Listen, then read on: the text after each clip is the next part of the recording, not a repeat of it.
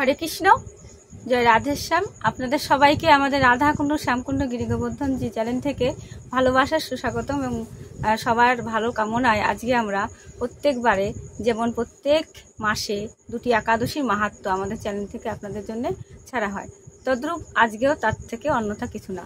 তাহলে আজকে আমরা জানবো যে এই যে শ্রাবণ মাসে শুক্লা পক্ষের একাদশীর নাম কি, ব্রত মাহাত্ম্য এবং আপনারা কিভাবে উদযাপন করবেন। এইভাবেই আমরা আজকে ভিডিও শুরু করছি আপনাদের জন্য। তাহলে আজকে আমরা সর্বপ্রথম বলবো একাদশীর সময় সূচনা এবং আপনারা এই একাদশী এই টাইমেই পালন করার চেষ্টা করবেন। 19শে শ্রাবণ পুত্রদা বা পবিত্র রূপিণী একাদশী। এই একাদশী আপনারা করবেন মঙ্গলবারের দিন, কিন্তু শুরু হচ্ছে বা আরম্ভ হচ্ছে 18ই শ্রাবণ দিবা 10টা 8 হইতে 19শে শ্রাবণ থাকবে দিবা 11টা 44 পর্যন্ত। তাহলে আপনাদের শাস্ত্র অনুযায়ী আপনারা করবেন এই একাদশী মঙ্গলবার 19শে শ্রাবণ। তো এই একাদশী পালন করবেন আপনারা বুধবার সকাল 9টা 33 মধ্যে, অবশ্যই পালন সহ। এবং আপনারা জানেন এই একাদশীর আগে আপনাদের কি করণীয়, অবশ্যই যারা জানেন না তাদের উদ্দেশ্যে বলছি। দশমীর দিনই আপনারা সকালবেলায় প্রাতঃস্নান করে ভগবানের সান্নিধ্যে ভগবানের আতুল যুগল চরণে প্রণাম জানিয়ে আপনারা কি করবেন, সংকল্প করবেন, হে গোবিন্দ, হে জনার্দন, হে মধুসূদন, আমি প্রত্যেকবারের ন্যায় আমি সংকল্প করছি যেন আমি একাদশী ব্রত উদযাপন করতে পারি। আমাকে বুদ্ধি দিও, শক্তি দিও এবং আমাকে ধৈর্য দিও। এবং যারা নতুন করেছেন তারা তো আরও বেশি বেশি করে বারবার করে সংকল্প করতে পারেন। এইভাবে আপনি করবেন এবং এই দশমীর দিনে কারো বাড়িতে আহার আপনি করবেন না। এইভাবে করে এবং রাত্রির বেলা দশমীর দিন আপনি দাঁত মার্জন সেরে নিলেন এবং সেদিন থেকেই তো ব্রত স্টার্ট হয়ে গেল।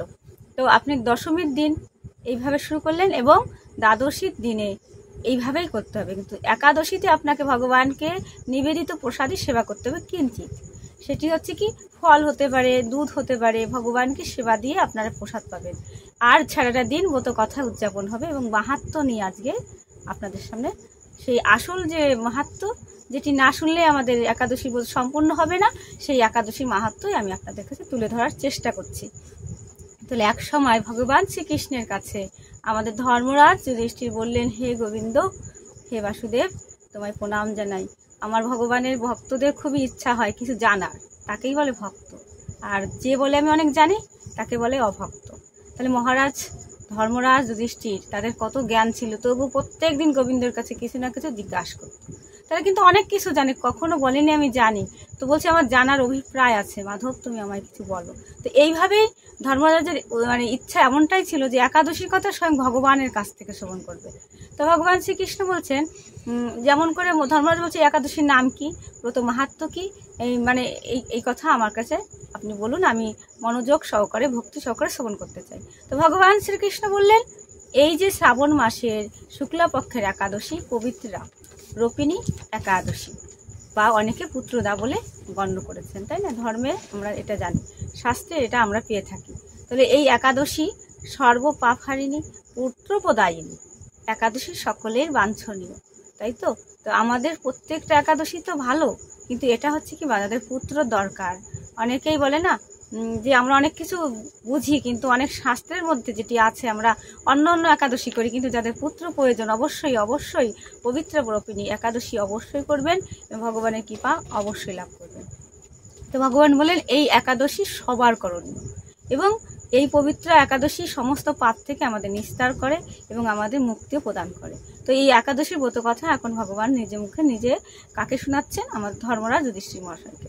তাহলে ধর্মরাজ যুধিষ্ঠির কান পেতে শ্রবণ করছে। তখন ভগবান শ্রীকৃষ্ণ বলছেন এই একাদশী মাহাত্ম্য অপার। এই একাদশীর কথা আমি বলছি, যেমন দাপর যুগে প্রারম্ভে মাহেশমতি নগরে মহিজিৎ নামে একজন বিশুদ্ধ চক্রবর্তী রাজা ছিলেন। তিনি যেমন করে ধর্মপরায়ণ ছিলেন, তেমন প্রজাদের পুত্র স্নেহ পালিত করতেন। তার রাজ্যে কখনো দুঃখ কষ্ট ছিল না। তিনি এতটাই শান্ত প্রকৃতির ছিলেন এবং অন্যের ধন নিজে কখনো লুট করে নিয়ে সমৃদ্ধ রাজা হননি। তিনি নিজের প্রচেষ্টা রাজা হয়েছেন এবং তার সুকৃতি সমৃদ্ধি চারিদিকে ছড়িয়ে পড়েছে।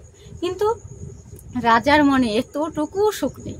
তিনি এতটা ভালো রাজা, এতটা প্রজারা তাদের স্নেহ করে, পুত্র রূপে তিনি স্নেহ করেন এবং তাদের রাজাকে সবাই মানে এবং সবাই শ্রদ্ধা করে। তথাপিও রাজ্যের সুখ নেই। কেন নেই? রাজার একটাই দুঃখ, রাজা নিঃসন্তান। তাই রাজার মনে কোনো সুখ শান্তি নেই। তিনি বলছে আমি এই রাজত্ব দিয়ে কী করবো? আমার জীবনে যদি একটা সন্তান না হয় তাহলে আমি কি করে এই রাজ্য প্রতিপালন করব। তোমাদের তো স্নেহ করি তদ্রূপ, কিন্তু আমারও তো একটা সন্তানের কাম্য থাকে। তো প্রজাবিন্দু, তোমরা একটু শোনো আমার এই দুঃখের কথা। আমি বেঁচে থেকে আমার কি লাভ হবে? আমি কি করব? আমি হতাশাগ্রস্ত। তাই তোমাদের কাছেই আমি দুঃখের কথা বলি যে আমি রাজা হয়েও তোমাদের কাছে, প্রজাদের কাছে শরণাগত হচ্ছি। কেন আমার বুদ্ধিতে আমি কুলাতে পারছি না যে আমি কি অধর্ম করেছি, বা আমি কারো সম্পত্তি লুট করিনি, কাউকে আমি কষ্ট কখনো দিইনি নিজেও সজ্ঞানে। তাহলে তোমরা আমাকে উপদেশ দিতে পারো, তোমরা আমার এই দুঃখের কথা তোমরা শেয়ার করে, তোমার ভগবানের ভক্ত সর্বদা চায় কারো কাছে শেয়ার করার বা কারোর সাথে সহযোগিতা করার, তাই না? তো রাজামশাই বুদ্ধিতে পেলেন না, তখন তাদের প্রজাবর্গ তাদের কাছে এসে বললেন যে তোমরা কিছু করো, নাহলে আমার দুঃখের আর শেষ নেই, আমার আর বেঁচে থেকে লাভ নেই। একথা যদি প্রজারা শোনে রাজা দুঃখে আছে, তার প্রজারা অবশ্যই কষ্টে থাকবে। তখন বললেন যে ঠিক আছে রাজামশাই, আমরা চেষ্টা করছি আপনার এই দুঃখের কারণ বা আপনার সুখের কারণ খোঁজার জন্য। তখন সেই প্রজাবর্গ তারা কি করলেন? তারা গভীর অরণ্যের দিকে গমন করলেন এবং তারা সন্ধান পেলেন টিকালজ্ঞ মুনির। টিকালজ্ঞ মানে কি? সর্বকালের কথা যে জানেন, অতীত বর্তমান ভবিষ্যৎ সর্বকালের কথা যিনি জানেন তাকে বলে টিকালজ্ঞ মুনি। তখন টিকালজ্ঞ মুনির কথা শ্রবণ করা মাত্র তারা ছুটে বেরিয়ে পড়লেন আর সন্ধান করতে লাগলেন। এক সময় তার কথা আমরা এইভাবে শাস্তে পেলাম যে টিকালজ্ঞ মুনি হচ্ছে এমনই, তিনি সমস্ত কিছু জানেন এবং তার নাম আমরা শাস্ত্রীয় মতে জানি লোমশ মুনি। কেন তাকে লোমশ মুনি বলা হয় আমরা বুঝতে পারবো যে ব্রহ্মার এক কল্পতরু পার হলে সেই লোমশ মুনির গা থেকে একটি মাত্র লোম খসে পড়ে। তাই এইভাবে বলছে তার এই প্রতিপত্তি, তার এই প্রতিভা, তার এই মানে টিকালজ্ঞ, তিনি এমনই সুশান্ত এবং দীর্ঘায়ু এবং নিরোগ একজন মুনি ছিল, তার নামই লোমশ। তিনি খুবই আর কি বলবো, ভক্তদের ভালো রাখার প্রচেষ্টা তো ঋষিদের না, তারা সর্বধর্ম এক করে রাত দিন তারা ভগবানের সেবায় নিজেকে লেগেছে, তাই না? কিন্তু তার কাছে যদি কোনো প্রজা যায় এবং তারা দুঃখের কথা জানায়, অবশ্যই তিনি বলবেন যে আমি তোমাদের জন্য কি করতে পারি, অবশ্যই যদি আমি কিছু করতে পারি আমি করব। তখন তাদের এই প্রজাদের কথা শুনে লোমশ মুনি অতি কষ্টও পেলেন এবং বললেন যে তোমাদের মহিজিৎ রাজার দুঃখের কথা শুনে আমার খুবই খারাপ লাগলো, কিন্তু আমি আপনাদের কাছে, প্রজাদের কাছে বলবো যে একটি মাত্রই ব্রত আছে, সেই ব্রত যদি তোমরা সবাই নিষ্ঠা সহকারে পালন করো, অবশ্যই তোমাদের সেই নিঃসন্তান রাজা সন্তান লাভ করবে, রাজ্যের সুখ শান্তি সমৃদ্ধি একেবারে ছড়িয়ে পড়বে এবং তোমরা ভালো থাকবে। তো কি করলে? আগত শ্রাবণ মাসের যে শুক্লা পক্ষের একাদশী, পবিত্র রূপিণী একাদশী বা পুত্রদা একাদশী, সকলে মিলে তোমরা করবে এবং সকলের পুণ্য রাজামশাইকে অর্পণ করবে। অবশ্যই ভগবান শ্রী মাধবের কৃপায়, ভগবান শ্রীকৃষ্ণের কৃপায় তার সন্তান লাভ হবে এবং তেজস্বী এবং বলবান এবং রাজার যে স্ত্রী আমাদের রানীমার কোল জুড়ে একটা সুসন্তান জন্ম লাভ করবে। তো এইভাবে কথা মাত্র শোনাই রাজ্যের সকল প্রজাগণ রাজ্যে ফিরে আসলেন মাহেশমতি নগরে।